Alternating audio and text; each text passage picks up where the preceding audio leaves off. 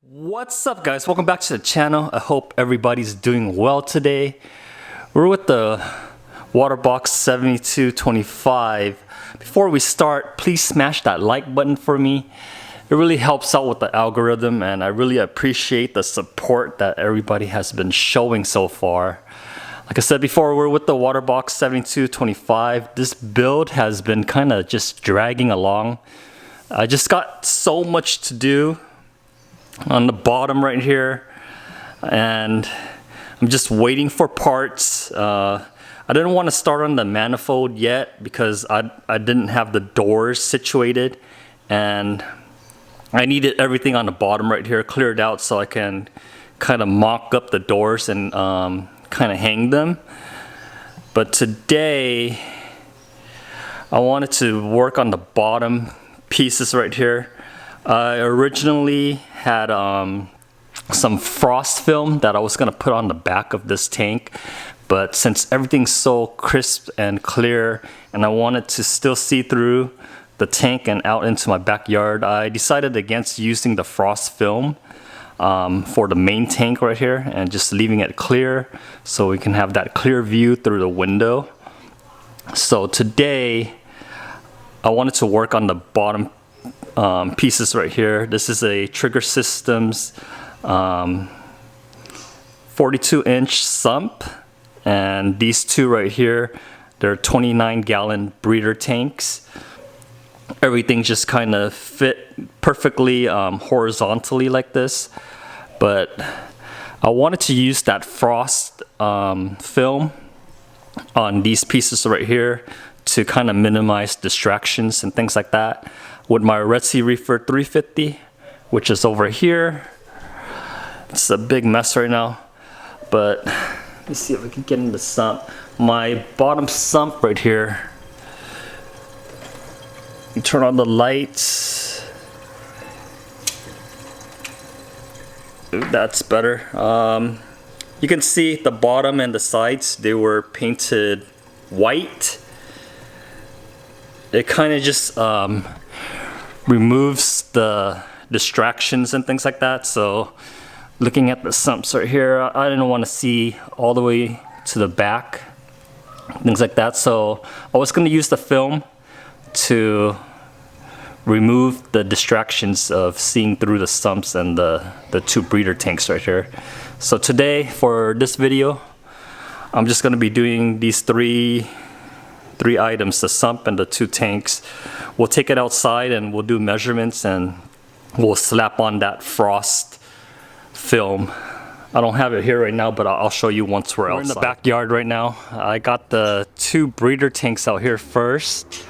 I sprayed it out because I had a whole bunch of dust inside the tank, and what you need to do is kind of clean up the glass and get rid of all of the fine particles right here. This is the film I was talking about. It's like a frosted kind of tint. I originally wanted to use it on the main tank, but we're just going to repurpose it for the breeder tanks right here that's going into the sump area. I didn't want these breeder tanks to be see-through because you're going to be seeing a whole bunch of pipes and wires and things like that. It's just going to remove a lot of the distraction in the sump area. Now, I think I'm just going to do the back pane and see how it goes. I might do the bottom pane right here too to kind of blur out everything, but I think once it's filled with water, we won't be seeing anything on the sides all that much. But if I have extra material, I'll probably do all the sides. We'll see. But right now, I'm just gonna measure it out first and kind of pre-cut the pieces, and I'll show you how I install the frost film. If you want something like this for your tank, you have like a rimless tank or a tank that you just want a frosted background to kind of focus in on everything that's inside the tank. This is available on Amazon. I'll leave a link down in the description if you're interested in something similar, but it's pretty cheap, a whole 6-foot roll or something like that, it's like only $15 or $20.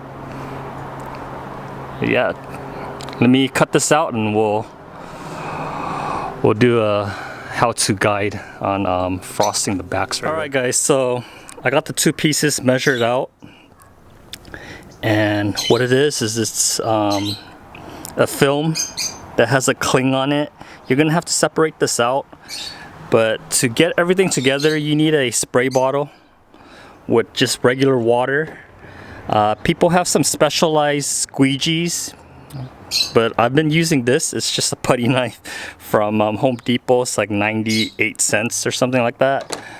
And an X-Acto knife, cheap. I just got this utility knife. It works just fine. So before putting on everything, gonna check the surface area once again to make sure there's no lint or debris or anything like that on the glass.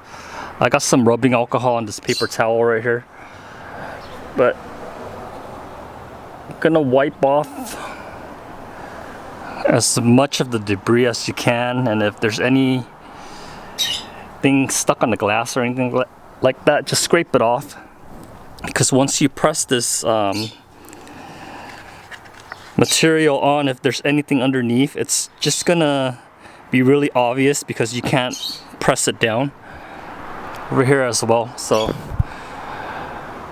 I got most of the dust off. So once you have all of the dust and the lint off, here,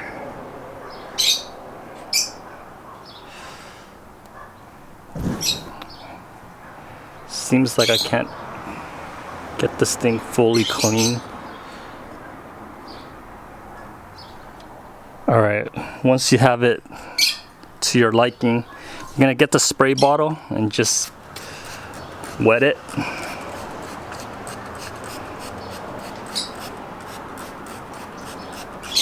As much as you can.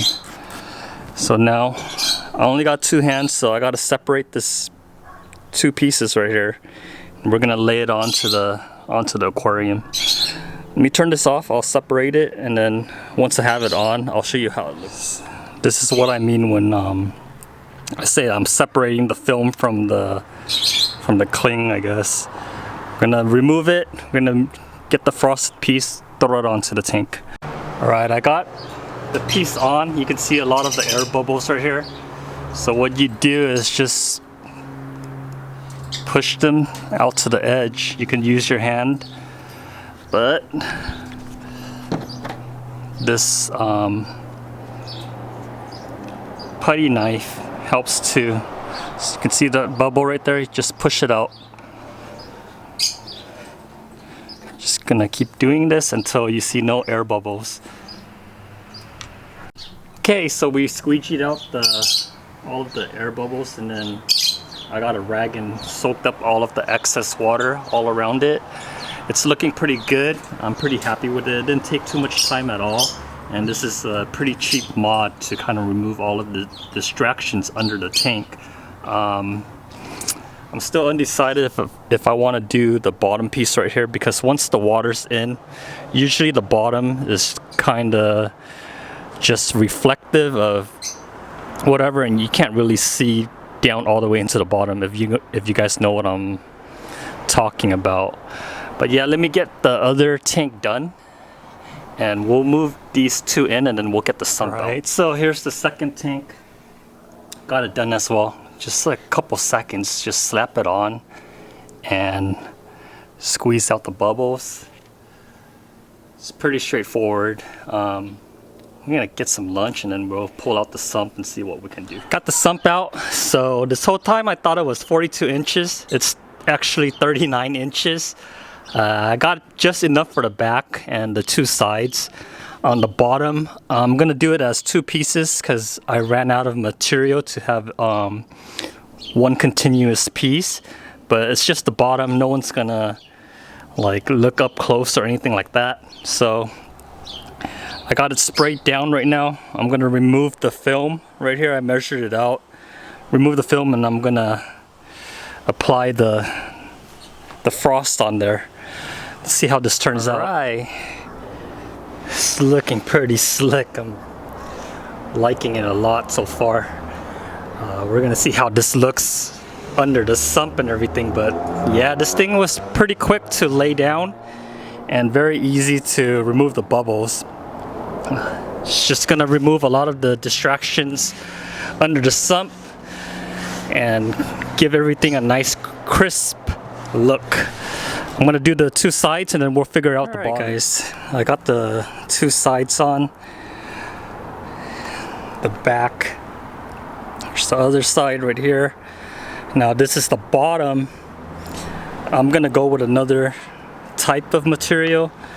It's similar, but this is more white versus opaque, where it's clear and see-through. This is gonna be white. I got some of this laying around, so I'm just gonna use it instead of doing the hack, doing two pieces for the bottom.